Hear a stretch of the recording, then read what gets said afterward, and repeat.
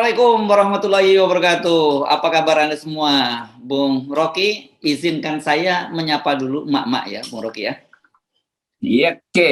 Ya, karena hari ini subsidi minyak goreng ini resmi dicabut gitu ya, dan ada DMO yang berlaku 30%, domestic market obligation 30%.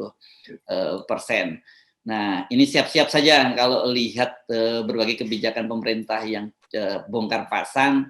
Ya kalau karena katanya kenapa dicabut karena harga minyak goreng sudah turun, tapi kan ternyata di pasaran nggak turun. Jadi mak-mak, kami tetap bersama dengan Anda, yakinkanlah karena ini kalau ada problem domestik dampaknya juga ke kita semua ya, Bung Rocky. Iya, ini soal kebutuhan pokok dan itu betul-betul kebutuhan pokok. Ya. Karena ada di setiap meja makan, ada di setiap dapur tuh. Jadi hal mendasar ini yang mestinya dibereskan dulu. Semacam jaminan harus diberikan tuh. Ya dicabut oke, itu karena interplay global market segala macam. Tetapi operasi di bawah itu kan beda sekali itu. Nah, kehidupan itu yang seharusnya mama nggak perlu tahu mau dicabut nggak dicabut, yang penting harganya tersedia dan stoknya ada, kan itu intinya. Mama nggak ingin persoalan kebijakan macam-macam, proteksi, DMO. Dia cuma ingin anak-anaknya itu ada makanan di rumah tuh, bahwa dia bisa jualan gorengan untuk nambah penghasilan, kan itu intinya. Dan harganya mesti murah dan tersedia, kan itu intinya. Karena ini kebutuhan pokok. Lain kalau dia kebutuhan tersier, ini kebutuhan primer yang negara memang bertanggung jawab di situ tuh. Ya. Nah, kalau Anda sempat melongok ya kiri kanan, misalnya keluar rumah, keluar komplek atau lihat di tangga, Anda mungkin kalau Anda sempat memperhatikan sekarang ini banyak sekali loh penjual gorengan yang baru gitu ya. Jadi mereka ini adalah ibu-ibu rumah tangga yang karena soal krisis ekonominya dan kemudian mencoba menambah penghasilan menjadi penjual gorengan dadakan ini. Tetapi ketika menghadapi situasi ini kan jadinya mereka juga nggak bisa berharap lagi dengan bisnis yang sedang mereka rintis ini. Jadi jangan lupa ya dibeli. Kalau lihat yang begitu-gitu tolong dibeli ya. Ya ini daya tahan hidup. Kita bertahan, terutama masyarakat bawah bertahan sambil menunggu harapan. Jadi bertahan sambil menunggu harapan, dia memerlukan hal yang dasar, yaitu konsumsi. Karena itu dia berupaya untuk terus melihat dompetnya masih ada tersisa setiap hari 20.000 hanya dengan urusan goreng-menggoreng aja tuh, dia udah senang gitu. Jadi kalau pemerintah lalai dalam soal itu, artinya pemerintah lalai mensejahterakan rakyat. Hal yang paling mendasar dalam kehidupan konstitusi adalah proteksi kesejahteraan rakyat, terutama dalam keadaan ketidakpastian ekonomi dunia itu. Jadi itu yang kita sebut sebagai social safety net sebetulnya. Social safety net bukan sekedar ngasih BLT, tapi jaminkan bahwa ada produksi walaupun itu subsisten, walaupun itu sangat mendasar, sangat primer, tapi mesti disediakan tuh. Supaya ada, kan orang bekerja itu kalau cuma sekedar dapat uang itu juga nggak ada pride-nya kan. Ini orang jualan itu karena kerja itu artinya martabat manusia tuh. Itu filosofi itu yang mesti dipahami.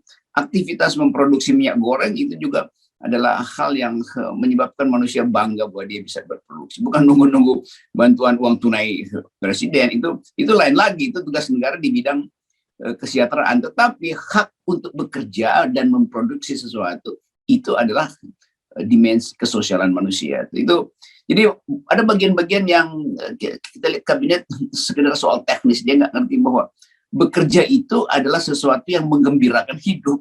Walaupun pekerjaan itu dianggap sebagai pekerjaan rendahan, tapi dengan itu orang merasa bangga dengan eksistensinya tuh. Ya. Termasuk menggoreng itu sangat eksistensial bagi masyarakat. Termasuk menggoreng isu ya, kalau buzzer juga eksistensi gitu ya. Kalau itu demi eksistensi politik, eksistensi di amplop ya, dia goreng-goreng isu. Ya. Oke. Sekali lagi kalau Anda memang lihat ada tetangga mulai menjual gorengan, atau Anda lihat di jalan-jalan beli gorengan, beli. Walaupun Anda mungkin nggak makan gorengan, itu Anda bisa bagikan ke orang lain. Jadi membagikan kedua kebahagiaan, yang membeli dan kemudian membagikan. Saya jujur, saya sudah mengurangi soal goreng-gorengan, tapi saya tidak mengkampanyekan rebus-rebusan ya. Tapi saya mengkampanyekan walaupun saya tidak makan goreng-gorengan yang dijualan, tapi saya akan membeli dan kemudian kita bagikan kepada orang lain. Saya kira kalau ini gerakan ini kita lakukan, ada satu ya nggak usah banyak-banyak, ada 1 juta orang atau 100.000 orang deh, nggak usah banyak-banyak melakukan ini, dampaknya sudah cukup bagus ya menurut. Ya, ini bukan soal sehat tidak sehat gorengan, ini soal daya tahan rakyat yang terpaksa harus jual gorengan untuk bertahan hidup tuh. Tentu kita ingin rebus-rebusan, tapi kan itu tidak ada nilai ekonomi yang bisa punya multiplier effect kan. Jadi kalau kita membeli, saya lihat di sekitar tempat saya itu apa namanya sosis goreng yang dikasih bumbu seadanya tuh mulai laku lagi dan orang merasa oke, itu sekaligus membantu beli 2 potong itu. Kalau bisa betul tadi itu gerakan bagi pada teman yang lain, pada keluarga yang lain atau pada seseorang yang kita temui. Kan itu yang disebut bagian etis dari kehidupan manusia tuh, untuk menghidupkan harapan. Jadi akhirnya kita mesti masuk lagi dalam filosofi rakyat bantu rakyat. Kan begitu jadinya kan. Karena memang diabaikan oleh pemerintah soal yang paling mendasar yaitu hak hidup layak rakyat melalui ketersediaan bahan kebutuhan pokok. Ya. Setelah kita beresin urusan solidaritas antar rakyat ini, sekarang kita ajak Anda untuk ngobrol 2 topik yang menurut saya ini sangat menarik dan sangat serius. Pertama, kemarin ada aliansi peduli pendidikan itu bertemu dengan Presiden Jokowi. Kemarin ini saya sendiri juga terkejut-kejut karena ternyata Pak Jokowi mengaku tidak tahu ada rancangan undang-undang Sisdiknas, Sistem Pendidikan Nasional yang sedang disiapkan oleh Mendiknas-Ristek ya. Itu adalah undang-undang ini heboh sekali nih, di mana-mana kemarin juga banyak yang protes karena madrasah dikeluarkan dari Sisdiknas itu. Nah, yang membuat saya kaget tidak kaget adalah Pak Jokowi ternyata tidak tahu. Nah, kan gitu. Yang kedua, ini ajang Formula E ini akan digelar pada tanggal 4 Juni ya, 4 hari lagi. Tapi sampai sekarang ini ternyata mereka masih kesulitan untuk mendapatkan sponsor, terutama karena tidak ada satupun BUMN yang menjadi sponsor. Untungnya ada beberapa perusahaan swasta gitu ya yang membantu soal ini gitu, dan juga ada untuk sponsor dari internasional. Nah, tetapi kemudian membandingkan dengan kontrasnya Mandalika yang bertabur sponsor dari BUMN. Saya baca Erick Thohir saja menyebutkan waktu itu kontribusi BUMN di Mandalika itu 3,8 triliun. Gitu Bung Rocky. Ini 2 topik yang saya kira ini kita akan kupas rada panjang 2 topik ini Bung Rocky. Silakan. Soal undang-undang pendidikan nasional di seluruh dunia kita lagi memperhatikan bagaimana pendidikan itu akhirnya dimaksudkan jadi shaping ideas. Jadi ide yang akan mengerucutkan dan memberi arah pada bangsa karena soal sumber daya manusia itu. Tapi Indonesia punya keunikan, yaitu ada varieties, ada beragam institusi pendidikan yang memang jadi semacam tanda kebudayaan kita atau simbol antropologi kita dari zaman awal itu, bahwa masyarakat Indonesia akrab dengan sistem pendidikan yang lokal, pesantren misalnya, akrab juga dengan sistem pendidikan barat yang memang ditanamkan oleh kolonialisme. Jadi semua itu memerlukan percakapan yang intensif. Dan kalau pemerintah tidak atau presiden bahkan tidak tahu bahwa ada percakapan atau tidak ada percakapan, itu artinya kita membiarkan rakyat menduga-duga apa nanti fungsi pendidikan tuh. Saya percaya Pak Nadiem, menterinya punya visi yang bagus tentang pendidikan. Istilah merdeka belajar aja itu udah membuat kita senang karena setiap orang berhak untuk memilih metode belajarnya tuh. Setiap orang harus mampu untuk menghubungkan kurikulum yang disediakan oleh negara dan cita-cita dia untuk menjadi diri sendiri itu. Itu filosofinya bagus sekali itu. Menteri Nadiem melakukan itu tuh. Yang kita inginkan adalah pembicaraan yang bagus itu atau visi yang bagus itu dibuka ke publik tuh. Supaya ada percakapan sungguh-sungguh tuh. Ada interaksi antara pemerintah dan rakyat, masyarakat sipil, mereka yang berupaya untuk menjadikan human rights itu, edukasi itu sebagai human rights. Kan pendidikan itulah hak asasi manusia supaya kita bisa setara bercakap-cakap dengan argumen. Kan pendidikan maksudnya untuk menghasilkan argumen, bukan untuk memproduksi sentimen. Dan itu yang dijaminkan oleh konstitusi, bahwa negara wajib mencerdaskan bangsa, tentu melalui sistem pendidikan. Nah, presiden mesti terlibat di dalam percakapan itu. Jadi kalau presiden tiba-tiba, wah saya kaget, itu komentar apa itu? Saya kaget, saya nggak tahu. Bagaimana? Ini arah bangsa ada di dalam undang-undang itu, dalam rancangan itu, tapi dia nggak tahu kemana arahnya tuh. Jadi seluruh soal sebetulnya tidak bisa digampangkan sekedar dengan ya itu udah ada menteri teknis, tentu saja menteri teknis Mendikbud merancang itu. Tapi presiden nanti kalau undang-undang itu selesai, lalu presiden harus memberi nasihat berdasarkan undang-undang itu pada anak-anak didik. Terus dia salah kasih nasihat itu karena dia nggak baca undang-undang, dan lebih kacau lagi tidak terlibat di dalam pembicaraan undang-undang itu. Jadi ini bagian yang betul-betul membahayakan sistem sebetulnya sistem aktivitas berpikir bangsa kalau presiden tidak berpikir tentang hal yang betul-betul harus dia pikirkan. Yang lain mungkin dia nggak berpikirkan, tapi undang-undang pendidikan nasional itu dari dulu selalu ada kontroversi di situ. Nah kalau presiden bilang ya saya terima jadinya, nggak bisa. Presiden justru yang harus terlibat. Ya kasih aja public address bahwa arah pendidikan semacam ini, kualitas sumber daya manusia dijaminkan melalui kurikulum ABCD, kan itu intinya tuh. Jadi percakapan publik harus mendahului arah pendidikan nasional, dan itu presiden nggak boleh bilang dia nggak tahu, dia baru tahu. Bagaimana itu kedunguan yang paling tinggi ada di situ tuh. Ya, oke. Ini saya jadi teringat ada video dulu yang beredar. Saya nggak tahu di mana ya peristiwa, di Blitar atau di mana, ketika Pak Jokowi lewat, anak-anak teriak pada, "Ya nggak tahu kok tanya saya," gitu.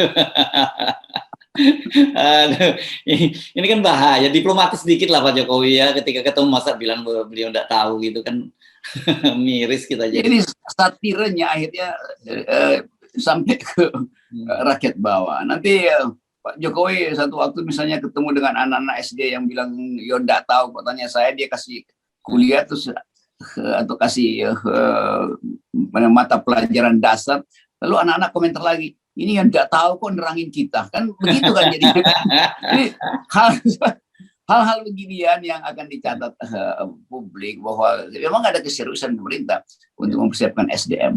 Iya. Oke, ini PR yang sangat serius, walaupun saya tadi bilang juga, walaupun kita ketawa-ketawa, tapi ini miris banget lah ya. Kita ada seorang kepala negara nggak ngerti bahwa undang-undang Sisdiknas sedang disiapkan gitu. Karena kan padahal kita tahu selama ini Pak Jokowi selalu menyatakan bahwa nggak ada visi menteri, yang ada visi presiden. Jadi walaupun presiden bilang dia nggak tahu, tapi orang akan tetap menyatakan bahwa ini sistem pendidikan kita ini adalah sistem inilah visi dari seorang Presiden Jokowi. Ya, itu, dan pasti Menteri Nadiem ingin sekali menerangkan itu pada Presiden. Tapi mungkin hal-hal yang rumit yang ada di dalam rancangan itu atau jalan pikiran Nadiem sebagai menteri yang ingin memberi arah baru pada sistem pendidikan kita, kan mesti dibaca oleh publik. Jadi orang ingin lihat ada percakapan Pak Menteri dengan Pak Presiden, terus ada wartawan-wartawan diundang di situ, ada pengamat sosial atau kritisi pemerintah, supaya terlihat mereka bercakap-cakap tentang masa depan yang akan dituangkan di dalam RUU Pendidikan Nasional. Kan itu kan intinya begitu tuh, supaya nanti disambut oleh pers, ada kritik, ada pujian, ada redactional policies, macam-macam kan.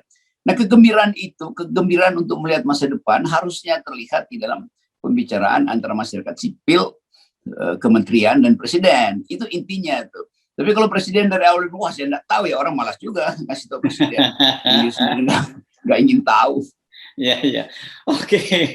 Saya juga nggak tahu kenapa presiden nggak tahu loh ya, Bung Rocky. Kita kalau gitu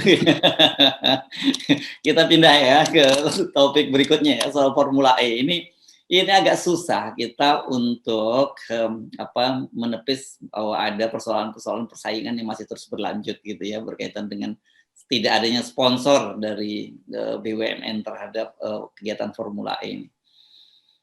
Nah kalau ini presiden tahu, karena presiden pasti kasih kode pada Pak Erick Thohir supaya udah coba dilihat dulu itu, jangan sampai elektabilitas Anies tiba-tiba melejit setelah Formula E itu.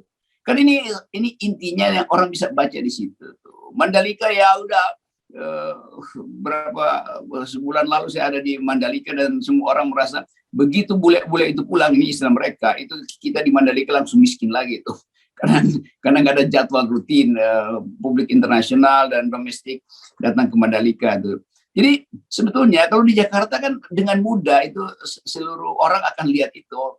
Mau turis yang lagi datang ke Jakarta, pejabat yang lagi lobby anggaran di pemerintah juga datang ke situ kan. Jadi sebetulnya event di Jakarta itu yang lebih penting dari Mandalika tuh. Karena itu langsung built in dengan infrastruktur yang tersedia di Jakarta, infrastruktur bisnis, promosi segala macam.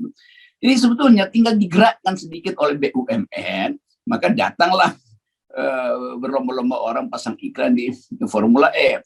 Tapi memang itu iklan yang bisa membuat Anies unstoppable. Jadi itu yang ditakutkan. Padahal ini iklan bisnis. Ngapain hubungin iklan bisnis bisa membuat Anies beriklan secara politik juga. Tanpa iklan bisnis, Anies sudah beriklan secara politik. Karena dia udah bicara kemana-mana tentang konsep ini, Formula E dari awal. Dan memang itu tergantung pada niat pemerintah mau pisahkan politik dengan reputasi ibu kota atau sekedar ingin memanfaatkan momentum untuk menurunkan elektabilitas Anies Baswedan. Kan itu buruknya di situ kan. Jadi sebetulnya bangsa ini diberantakkan oleh persaingan yang irasional. Bantu aja DKI, itu juga prestasi pemerintah pada akhirnya kan. Jadi sekali lagi kita melihat di belakang Formula E ada Formula U. Formula uang yang ditahan-tahan oleh oke. Ya. Saya tadinya khawatir. Atau bahkan ada Formula iri. Oh, iri. Saya khawatirnya tadi Anda ada Formula D, karena ED kan dekat itu. Gitu biasanya. Formula dungu namanya. Ya, formula macam-macam formula ada di situ. Ya. Jadi kita ingin presiden itu kasih sinyal dong bahwa dia udah datang ke situ, dia udah cek. Itu artinya orang akan anggap, oh kalau begitu Pak Presiden datang pada waktu itu cek sama-sama dengan Anies Baswedan untuk melihat cara membatalkan Formula E. Kan itu akhirnya sinyalnya kan. Ya. Itu namanya ya agak pengecut juga tuh. Bilang aja bahwa oke, Anies Baswedan akan dapat cocktail efek dari Formula E. Tapi itu biasa.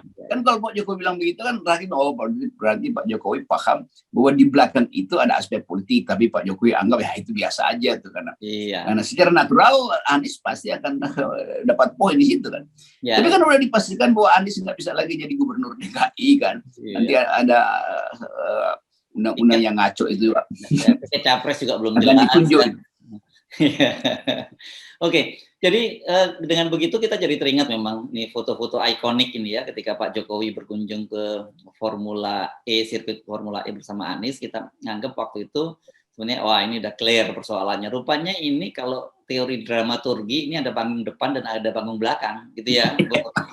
Panggung depannya dia berkunjung ke sirkuit E seolah dia mensupport Anies, tapi panggung belakangnya ternyata dicekek nih lewat BUMN karena itu secara tersirat saya baca misalnya pernyataan dari Menteri Pariwisata dan Ekonomi Kreatif, susah nih singkatannya, Sandiaga Uno yang memerintahkan pada jajarannya untuk membantu memfasilitasi. Tetapi kata dia ketika soal sponsorship itu kata dia bisnis to bisnis dan itu ada perintah atasan kata dia gitu. Kan clear jadinya di situ ya. Itu tuh Sandi sebagai Menteri Pariwisata ingin event itu berlangsung karena itu promosi juga buat kementerian. Tapi ya udah kita lihat di situ bahwa pada akhirnya Sandi merasa ya bagaimana gue mau bantu kalau presiden nggak kasih sinyal supaya turunkan kebijakan. Bagaimana mau kerjasama dengan Erick Thohir kalau dari awal Erick merasa Anies itu pesaingnya tuh. Jadi begitu. Jadi tentu saja ada ada WA-an antara presiden dan Erick Thohir misalnya tuh. Dan bro, lo hati-hati ya jangan sampai elektabilitas Anies melampaui Anda sebagai Menteri BUMN.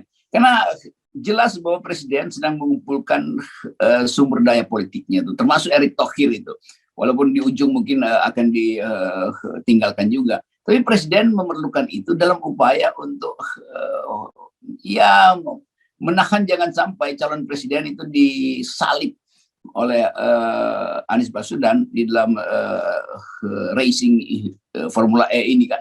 Jadi terlihat begitu dan publik baca itu sepenuhnya betul.